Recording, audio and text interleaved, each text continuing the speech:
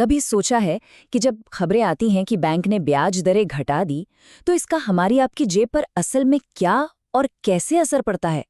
तो आज हम इसी पूरी कहानी को समझने वाले हैं कि कैसे एक छोटा सा फैसला पूरी अर्थव्यवस्था में एक बड़ी हलचल पैदा कर देता है। पिछले कुछ दिनों से ये बात तो जरूर सुनने में आई होगी कि होम लोन सस्ते हो रहे हैं। लेकिन सवाल ये है कि ऐसा हो क्यों रहा है। ये बस कुछ नंबर ऊपर नीचे होने की बात नहीं है। इसके पीछे एक पूरी चेन है, एक पूरी कहानी है। चलिए आज उसी कहानी को परत दर परत खोलते हैं। देखिए, इस पूरी कहानी की जो जड़ है, जो शुरुआत है, वो एक ही जगह से होती है। देश का सेंट्रल बैंक, यानी हमारा भारतीय रिजर्व बैंक। यहीं से वो पहली लहर उठती है जो आगे चलकर पूरे सिस्टम को प्रभावित करती है। और इस कहानी का जो हीरो है वो है रेपो रेट। इसको ना आप पूरी इकोनॉमी के लिए ब्याज दरों का एक मास्टर कंट्रोल स्विच समझ सकते हैं। ये वो रेट है जिस पर आरबीआई बाकी बैंकों को पैसा देता है। तो जाहिर है, जब आरबीआई बैंकों को सस्ता पैसा देगा तो उम्मीद यही होती है कि बैंक भी आगे ग्राहकों को सस्ता लोन देंगे। तो कहानी में असली मोड़ आता है 5 दिसंबर 2025 को। इस दिन भारतीय रिजर्व बैंक की मॉनेटरी पॉलिसी कमेटी बैठती है और एक बहुत ही अहम फैसला लेती है। एक ऐसा फैसला जो इस पूरे घटनाक्रम को शुरू कर देता है।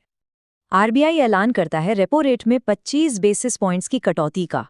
अब ये बेसिस पॉइंट्स सुनकर थोड़ा टेक्निकल लग सकता है ना, पर मतलब बहुत सीधा है। समझिए, 100 बेसिस पॉइंट्स मतलब 1%, तो 25 बेसिस पॉइंट्स यानी 1/4% की सीधी सीधी कटौती। और इस कटौती के बाद जो नया रेपो रेट तय हुआ वो था 5.25%। अब ये सुनने में शायद बहुत छोटा सा बदलाव लगे, लेकिन जैसा कि हम आगे देखेंगे इसका असर काफी बड़ा होता है। तो आरबीआई ने तो अपना काम कर दिया, लेकिन ये फैसला सिर्फ आरबीआई तक नहीं रहता। यहीं से एक चेन रिएक्शन शुरू होता है, और इस चेन की अगली कड़ी होते हैं हमारे कमर्शियल बैंक्स। यहाँ एक और टर्म समझना जरूरी है, RLLR, यानी रेपो लिंक्ड लेंडिंग रेट।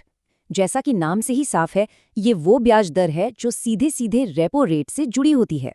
तो जब वो मास्टर कंट्रोल यानी रेपो रेट बदलता है, तो RLLR भी उसी के साथ साथ बदलता है।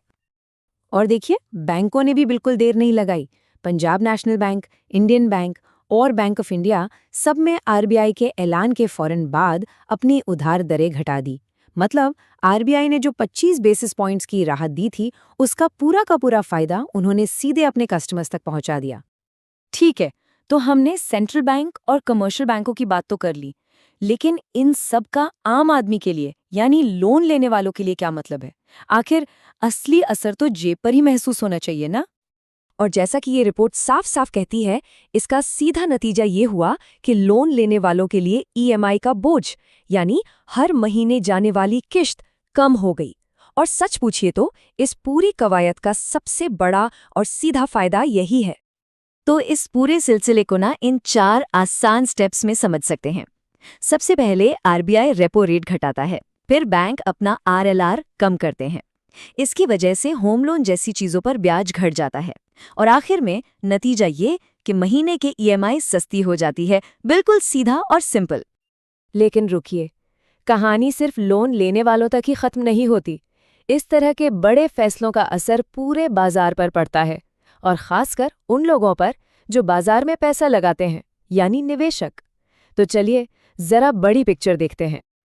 अब सवाल ये उठता है कि जब पंजाब नेशनल बैंक ने अपनी ब्याज दरें घटाने का ऐलान किया, तो शेयर बाजार में बैठे इन्वेस्टर्स ने इस खबर को कैसे लिया? क्या उनके लिए ये एक अच्छी खबर थी? ये चार्ट उसी दिन की कहानी बता रहा है। पंजाब नेशनल बैंक का शेयर सुबह 119.55 रुपए पर खुला था, और दिन खत्म होते होते 121.70 रुपए पर बंद हुआ। ये एक बहुत ही साफ इशारा है कि बाजार ने इस खबर का जोरदार स्वागत किया। कुल मिलाकर देखें तो सिर्फ एक दिन में पीएनबी के स्टॉक में 1.80% की तेजी आई।